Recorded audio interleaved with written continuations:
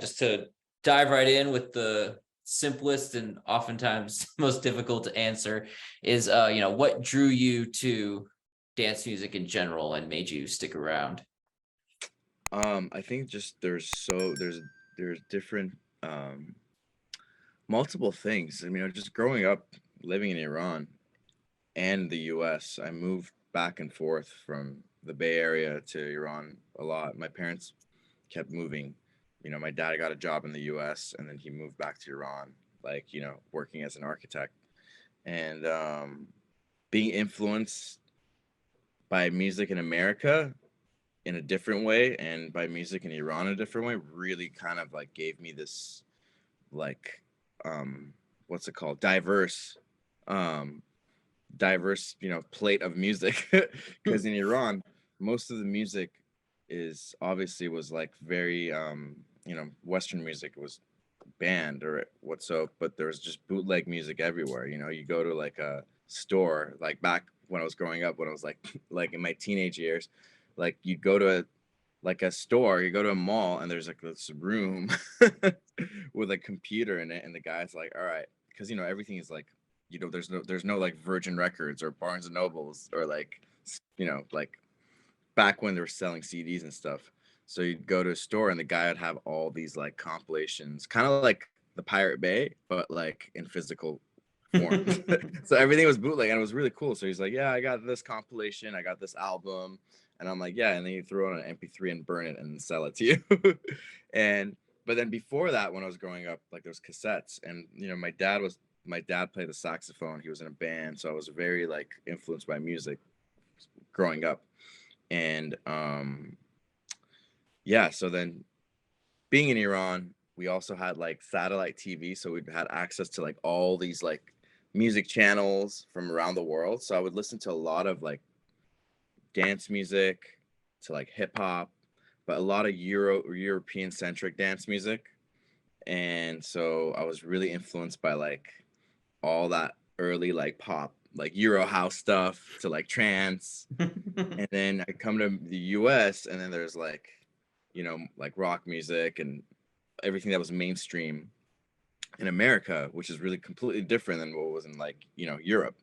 So then I think I just got really, really like just got all the sense of information through music and in an early stage. And mostly for my brother too. He was listening to a lot of good music.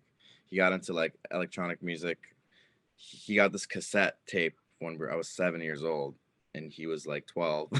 My cousin gave him this cassette tape, and like on one side it had like a Tupac track on it, and the other side it was Daft Punk Around the World. And I think that was the first like song that was like that I heard when I was 7 years old. I was like a house music track. It was Daft Punk Around the World. And since then that just like changed my whole like life. And then I moved to the US, and I got into a lot of IDM, like Boards of Canada, Royksop. That was like 2004, the MySpace era. And I was really into like computers because growing up in Iran, my dad was one of the first people to like get into like doing CAD programming with like architecture stuff in Iran. So he was one of the first people to use computers. So I was really into computers since I was like 6, 7. From like downloading games to like music, and just it was really an interesting time for me because I grew up on the internet and I would just find so much music, whether it was just downloading illegally because you don't have anything else in Iran, or going through like different programs. Like I remember using Winamp. I don't know if you remember Winamp. Oh yeah.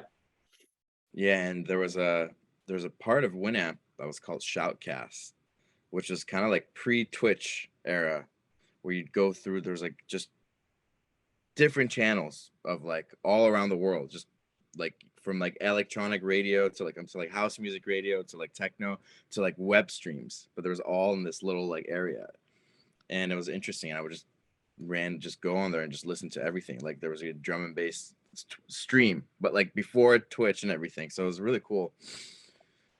And so yeah, I had a very ADHD like influence of music, like towards me, so it's all over the place.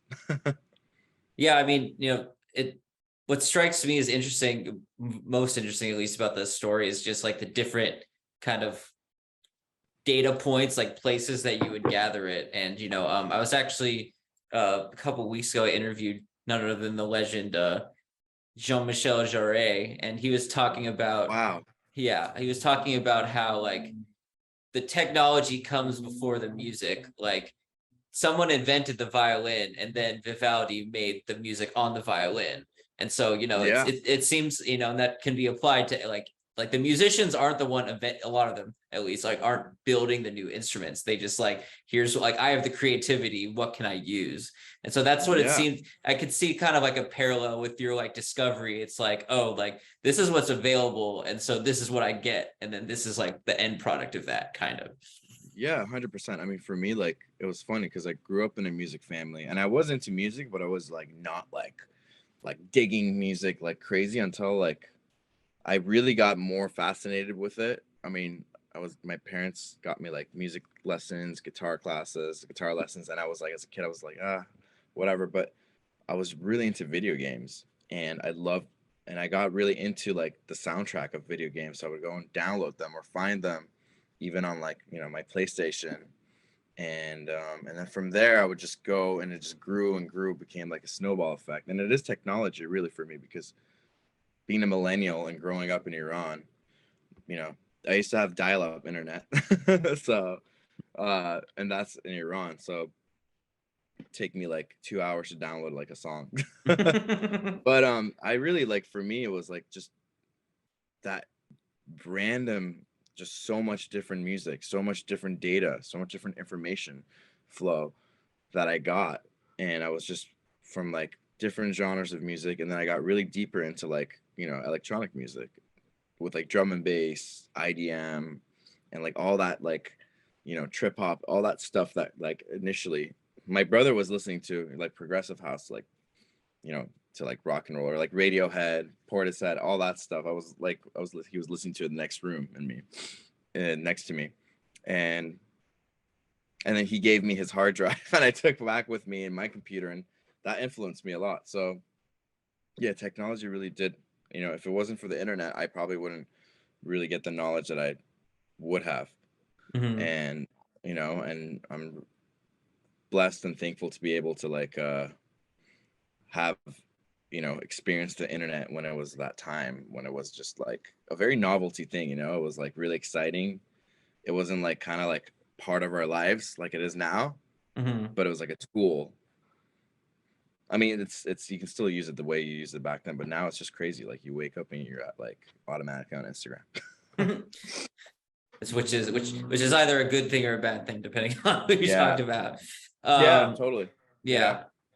yeah. And so, with all this, exploration and through like these, through these different influence and stuff, you ended up producing a lot of, underground that, even, regardless of where people Yeah. consider house music these days, your sound is that kind of crunchier, grittier Yeah. underground stuff. And, like when you talk about those early experiences, like with in Iran buying music, it was like automatically bootleg, just like already like, you're engaging with that kind of music in a quote unquote illegal way, which is, Yeah. No, it was like it was a decentralized like way of sharing music. Yeah. I mean, I just never was I didn't know what, like, I wasn't like Lars, where it's like I'm like getting royalties. I was just this like kid that like was just really into music, and I didn't know what other way of getting music. I couldn't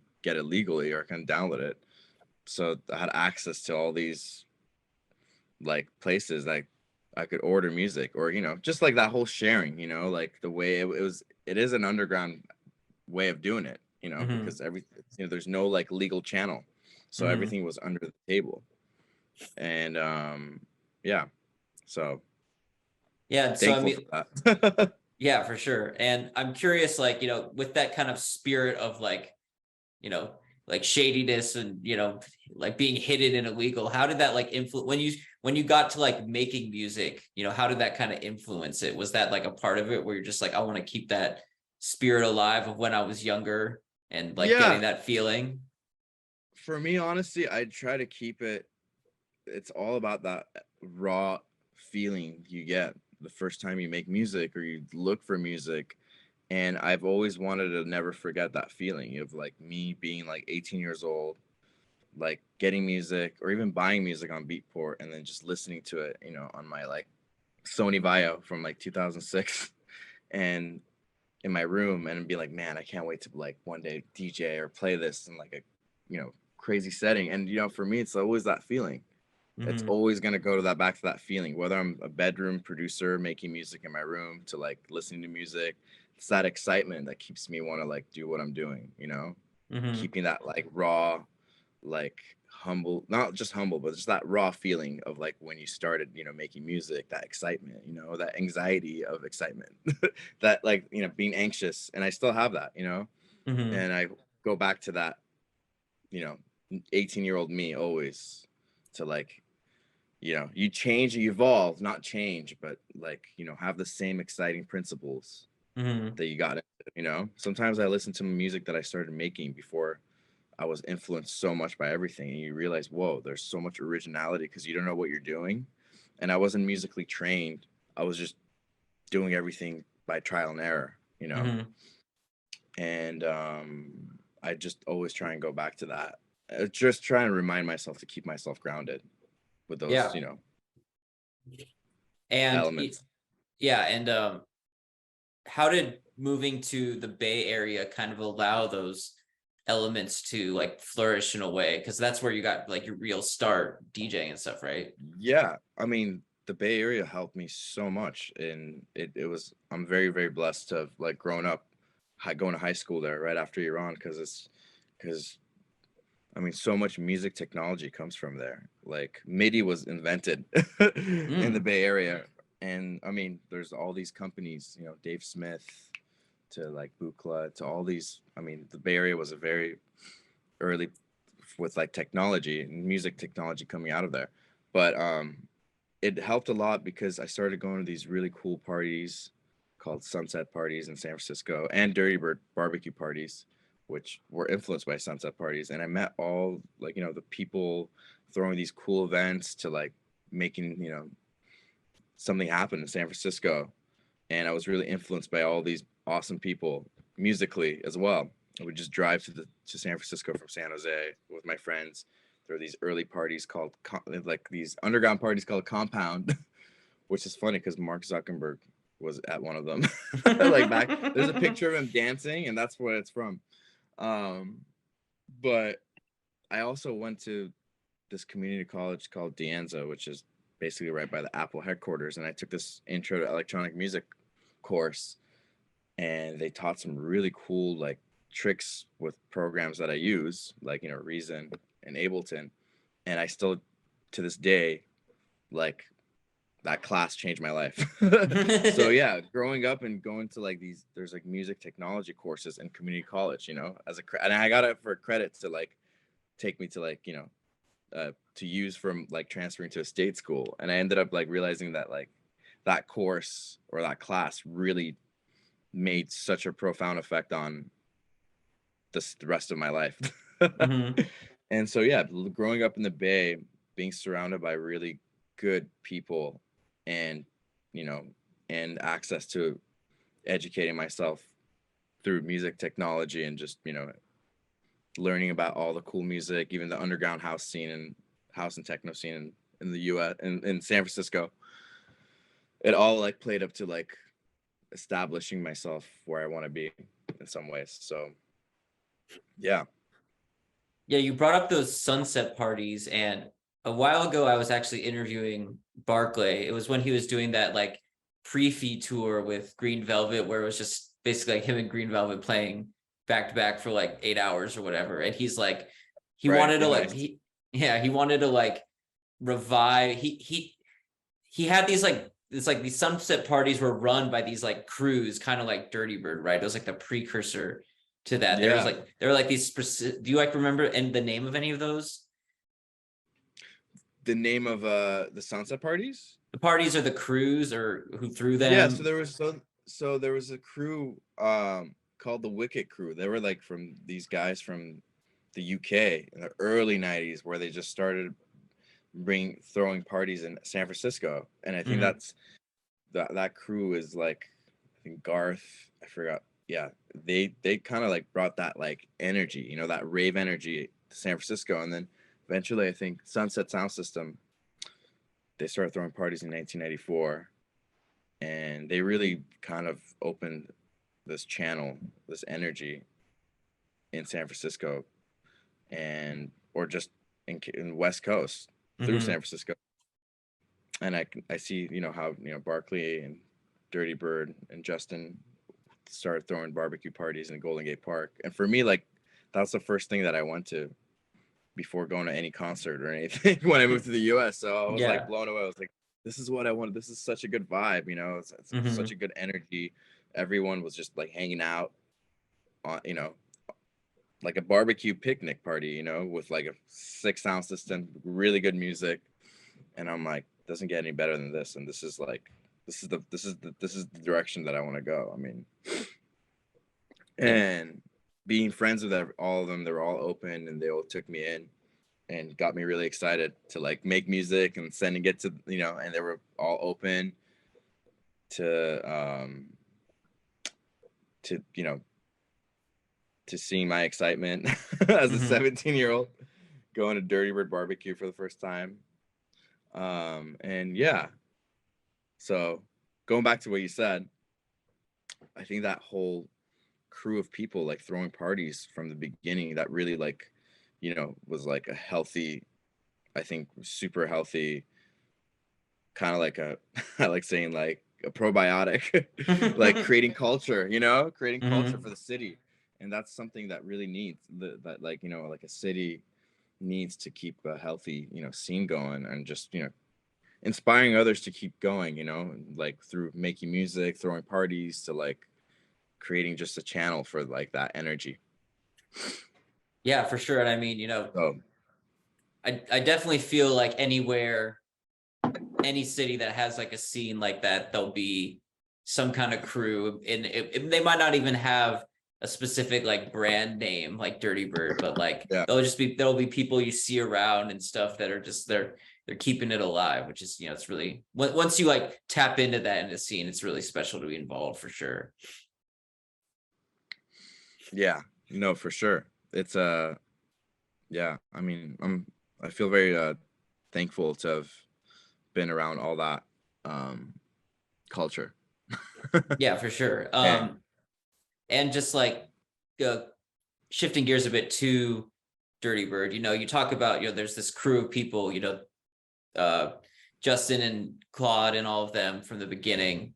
And then, you know, as this time has gone on, there's been different people who become a part of that crew. You know, I mean, it's just like real life, you know, people phase in and out of, you know, but yeah, even now with like the newer people, quote unquote, it's, I don't, that's not like even the word I'd like to use, but people who are like more involved now, like Wyatt and Nala and Jake Lubelski, like it still feels like the same. It's like maybe the people are like different, but it still feels like there's that kind of like closeness. And so like, you know, yeah. why do you think that Dirty Bird attracts that kind of sort of loyalty?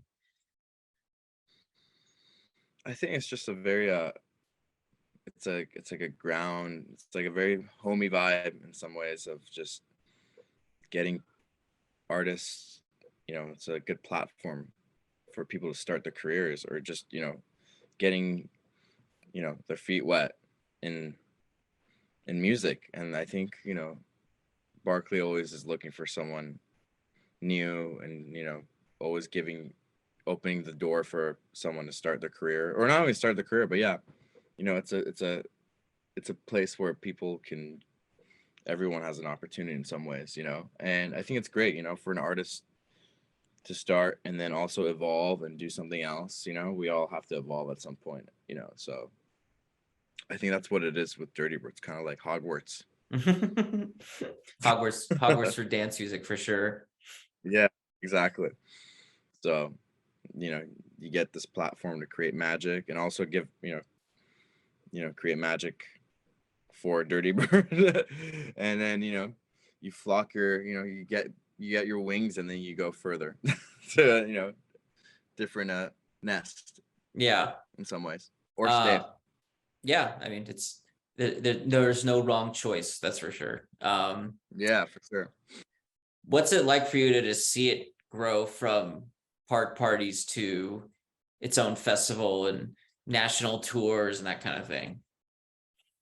It's pretty incredible. I mean, it's a lot. I don't know how it's a lot of organization for sure, but it's definitely created so many fun. Uh, there's so much fun into it. So it's pretty amazing. The camp out and the energy of the camp out to like uh the parties in the Florida, like Camp In, and it's always fun. It feels like you're back in high school in some ways when you go and all your friends are there, and you can interact with the fans. Everyone's just very homey vibes, and it doesn't feel like you have like this giant guardrail and then like there's a stage and then there's like the fan, like there's audience. Just everything's just interactive, Mm-hmm. which is really cool. I like that, they kept that, they kept that core element, uh, still the same as it was during the park parties for the most part. And Yeah, I that's mean, what I like, appreciate.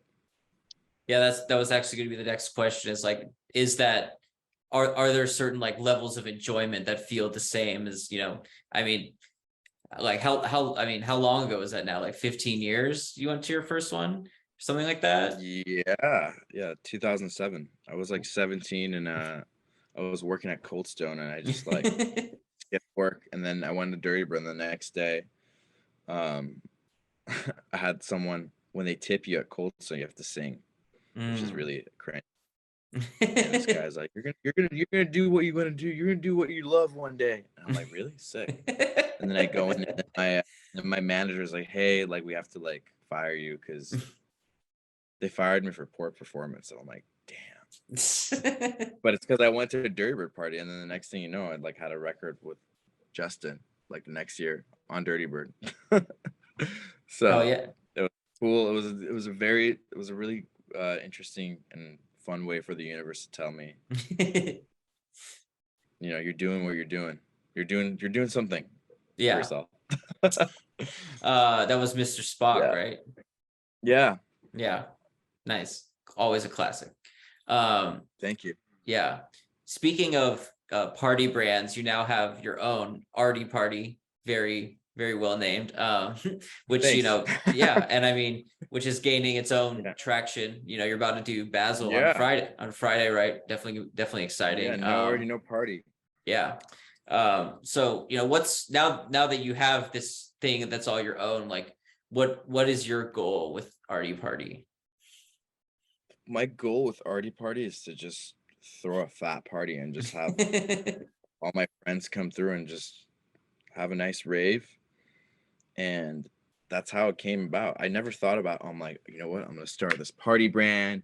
We're going to go like this. I just always wanted to just throw a party, Mhm. keep it, and just not be in control of it, but just obviously create the sound and just have that simple element of wanting to throw a fun party where I can just have a good time and not necessarily DJ the whole time, but have my friends and music, have my friends and DJs and who I like really love to play my parties and be able to enjoy it with other people there as well. So but it's always also a very fun experiment where I can be creative visually or also like in a where I can just make the party super fun in a simple way, or just get cowboy hats for everyone, or whatever silly strings to like just being silly to like, but also having really good music.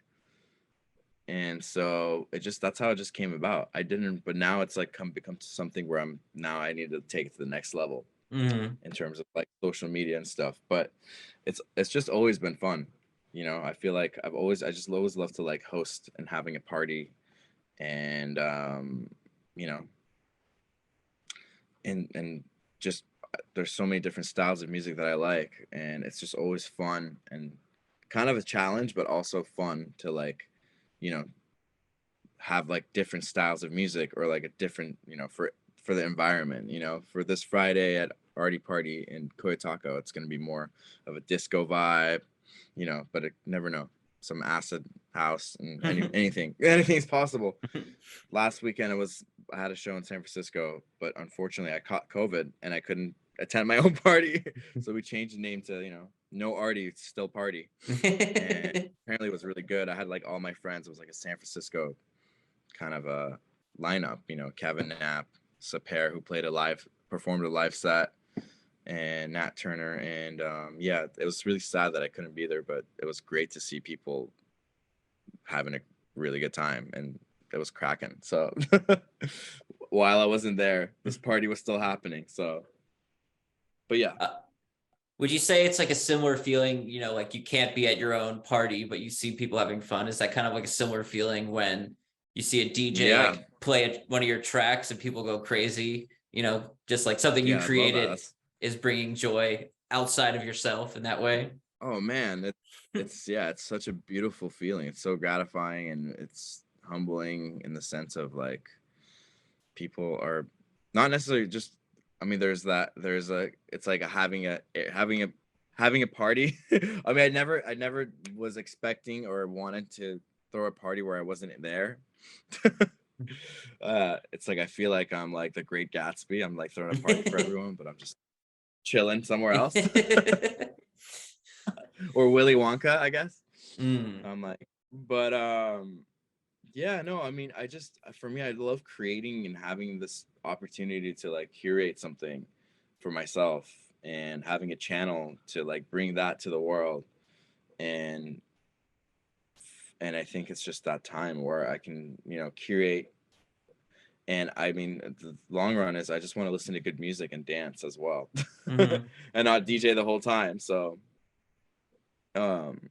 it's fun when you do something like that and it just automates in the right direction. Yeah, for sure. You just do a little push and it just goes. So just keeping it simple and fun.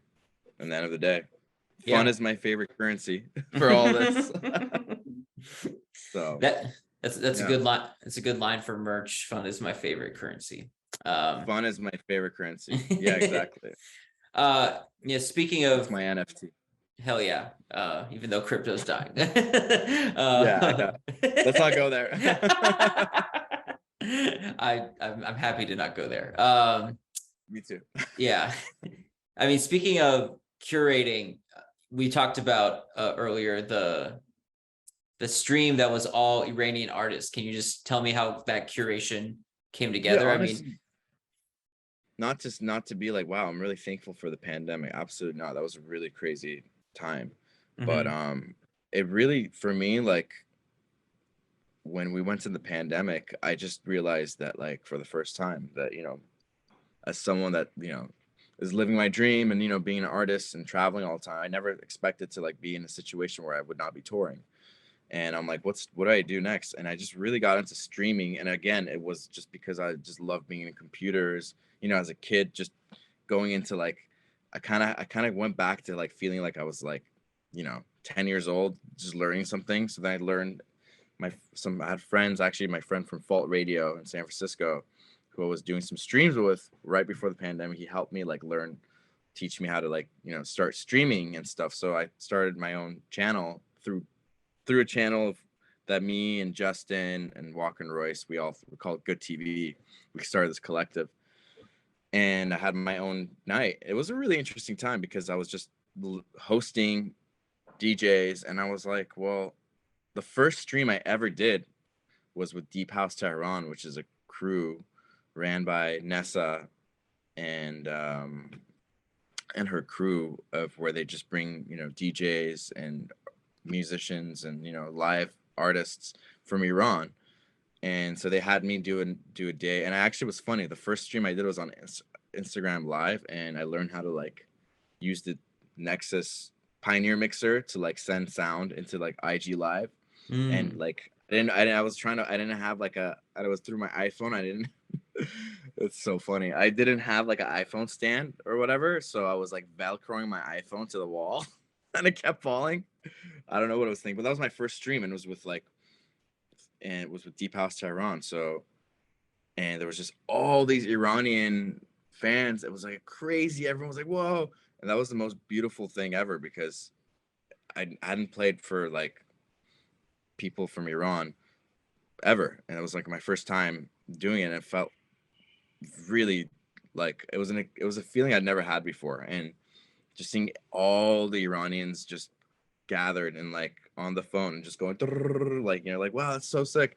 Anyway, I then it got me really into like just throwing my own streams, and I started curating nights where I would showcase artists from Iran, specifically from Iran, Hmm. and it was really amazing to be able to open that door for people in around the world and the US, and people were loving it, and I think creating new fan base for them, for artists, because there's so many young talented artists, young or old talented artists in Iran. And for me it was an experience of just learning more about people from my homeland and seeing their art, and having a platform for them. So despite not visiting for a while, do you still feel that you're like up to date with what's happening over there musically? I feel like that window gave me an idea of what's going on, Hmm. because I really really want to know what's and when I saw that, I realized I was like, whoa, it's so much different than when I left, 10 years Hmm. ago, like completely different. So I can't imagine how different it is now. In some ways it's kind of like Mexico City, it has a very big underground scene of music, and there's so many different, like there's so many young people in Iran, and I can imagine just with all the information they have and influences, it's just really really, it was, for me it was eye opening, to see like wow, there's like so much good music Hmm. here, and like it's and not a lot of, there's not a lot of like opportunities for them to like showcase their music. So for me that's like one of my main goals that I want to keep doing in some ways when I even start my own record label too, Hmm. to like showcase music from Iran, or musicians and DJs and producers, more of that. Yeah, I mean that'd be super awesome. I mean, I remember that stream watching because like it was really like late at night because everybody's sleep schedule got totally fucked during the Yeah, pandemic, and I remember just being on super late, and it like I didn't know it was on, like what the programming was, but like you were just like, yeah, all these artists are going to be from Iran right now. I was like, no way. And it was really cool. yeah, Yeah, there's a lot of great that music was for amazing. sure. No, um yeah, it was really cool. No, absolutely. I really yeah. want to try and do something like that again, but with like streaming, not, I haven't streamed in a while, but eventually I think I want to get back into it just to showcase more. I mean It's that very, very awesome. yeah, I mean that is certainly what people realized about Twitch, is its ability to connect people through music over vast distances, for Yeah, sure. yeah. Yeah. And so last question I just wanted to ask about, the new album that you're making in this barn barn studio. Is Yeah. there a lot? I know it's probably still a bit under wraps. Is there, anything you could share about it right now? Yeah, well, it's for me, like it's been a really incredible experience to just like completely try and bring every inch of my whatever vibe, or just experimenting. There's like no rules, but yeah, there's like, I'm this for the second album, I'm just doing things that I always wanted to do. I mean, I'm just going all out. We're making everything from like kind of like getting that 80s Trevor Horn vibe to like dance music, like house music. It's just it's very incredible. But yeah, it's, well, the name of the album, since I'm making it Tarzana, it's gonna be called Tarzalon. That's Mm. what it's called. Already have a couple songs that are almost done. Gonna have a song with Egyptian Lover, which is gonna be really fun. Nice. That's, but yeah, we're basically right now. I'm trying and aiming, and I'm finishing in the next 2 months. It's almost under wraps, so it's getting there. But yeah, the sound is going to be a little bit different than the first album, but it's going to be very punchy, a lot of 80s influence sounds, and yeah, it's a whole new vibe, and I'm really excited for it. And it's kind of a really incredible experience because I'm working with a lot of live musicians as well, a lot of session musicians, and doing things really like live, like creating, like jamming, a lot of jams, and then turning the jams into tracks. So it's really exciting. And like we got a trumpet player come in. We have like, I'm actually gonna get my dad to play the sax. I want to get my dad on a song for the album, hopefully. So Yeah. bringing the family and stuff. So it's a really incredible like collaborative experience of just working with, you know, musicians on this. So I'm really like excited to like try something new. And so this album is gonna be really, really like really, really fun. A lot of new influences, but still keeping it fat for the dance floor, but also, you know, be able to listen to it like if you're like trying to get ready to go to a party. That's my aim for the album. It's like to have music that's, you know, for before the party or after the party to like on the dance floor. But yeah, lots of 80s influence stuff in there. That's gonna be funky. Nice.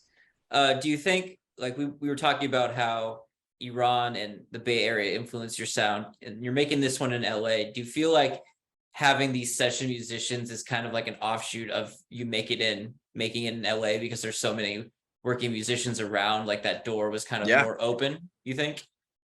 absolutely. I think it's just a new opportunity for me to like really have this experience. And I feel like LA is a place to really do that. And I never thought about it. I never thought that it would, it's like, you know, there's this much opportunity with music down here. Obviously there is. I was under a rock, but yeah. And also Tarzana, there's a huge population of Iranian Americans here, so I feel very much at home. It's crazy. Yeah, I didn't know that. And but yeah, so this is for me an opportunity to go really back to my roots, Nice. and that's my goal. And so especially now, it's, you know, I want to bring more of that sound and more of my experience in Iran, and also, you know, evolving sound wise to just creating really good music that's fun and just, you know, just pure. So, and then at the end of the day, like these experiences that I've had down here is just very amazing. You know, I'm super passionate about making new music, and it's been like 2 years since I released really new music. So I've been like holding on to like trying to like just making this experience as pure as possible, just like the experience that I had when I first started making music in my own, you know, bedroom, but now in a barn. In a barn in heaven. A barn in heaven, exactly. Yeah. Cool, man. But yeah, I'm working. Yeah, yeah. I mean, I'll definitely keep an eye and an ear out for Tarzan next year, probably. Definitely not this year, but Tarzan. Yeah. I cool. might be jumping from a tree, you know, to another tree Nice. with my as a Tarzan. But yeah. Cool. Those are the end of the main questions. We just have the Cool. speed round next. Do you have any questions Let's do about it. that? You're all good? I'm all good. Let's go. All right, cool. So the first one is Elvis or the Beatles? The Beatles. Sitcoms or Actually, sorry. Sometimes the Beatles, sometimes Elvis. That's a hard one. Yeah, the Beatles. Let's go with the Beatles. Yeah. Okay. Okay, cool. Sitcoms or stand-up? Stand up. What is your raving pet peeve? Raving pet, not drinking enough water. Wait, no, that's not a pet peeve. Raving pet peeve. Sorry. I thought I would die if that was my pet peeve. What's it called? Raving pet peeve.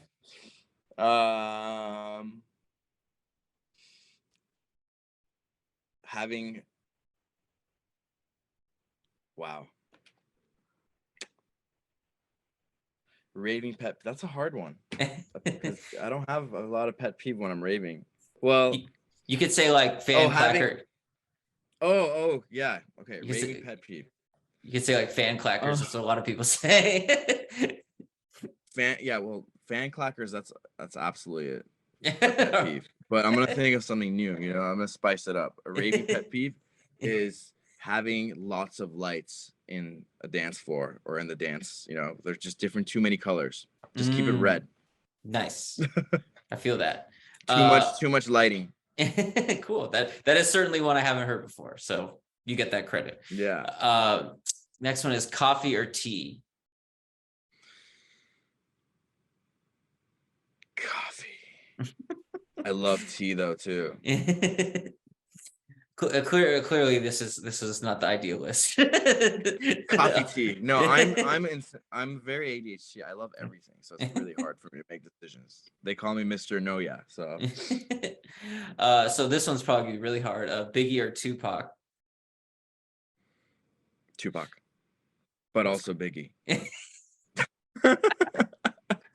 Tupac for West Coast, Biggie for the Wheat Beats. I mean, they're both amazing, but yeah. Dogs or cats? Cat dog. Nice. Ramen or pho? Pho all the way. Okay. This is my favorite one. I actually had a lot. I have this conversation with a lot of people, and they're like, a lot of people are team ramen, but I'm team pho.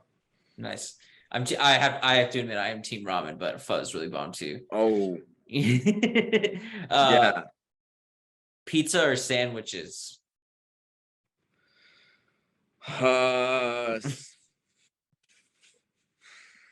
Sandwiches. Club or festival? Club. Snow or beach? Jesus, it's so hard. Both.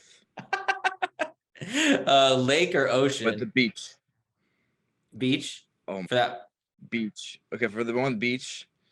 And then I love both. Fuck, that's really hard. That's difficult. Pho all the way. Pho. I'm just gonna say pho for the rest of them. All right. If you could have one superpower, what would it be? Controlling time. Analog or digital? Analog. House or techno? Tech house. Just kidding. I'm both, but if I have to really go, house. House music. Yeah. Drum and bass or trap? Drum and bass, but also trap is fun. Mm-hmm. Well, I'll go with drum and bass. Yeah. Pop or hip hop? Hip hop. What's your favorite color? Sometimes it's red, sometimes it's green, sometimes it's burgundy, sometimes it's blue. When I'm feeling blue. Some Picasso action going on. Yeah. I like to take colors. It's really hard, but I also love light blue and turquoise. Let's go with turquoise. Cool. Do you like pineapple on pizza? I used to not like it, but I won't go crazy. I won't act like a diva if there's on it, but I'm not crazy about it. Yeah. No. Actually, I'll just answer that. No. Okay. Cool. Finish this. I like pho on my pizza. I like you dip the pizza in the pho, it's the whole thing. Yeah. Finish the sentence. Before I die, I want to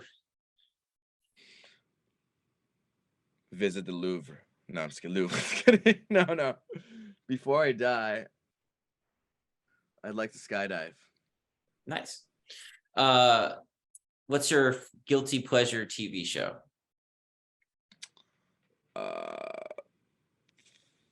Golden Girls. Nice. Classic. And that was the end of the speed round, Seems like you had a pretty easy time with most of those questions. Yeah. Yeah, I'm kind of surprised. I made a decision.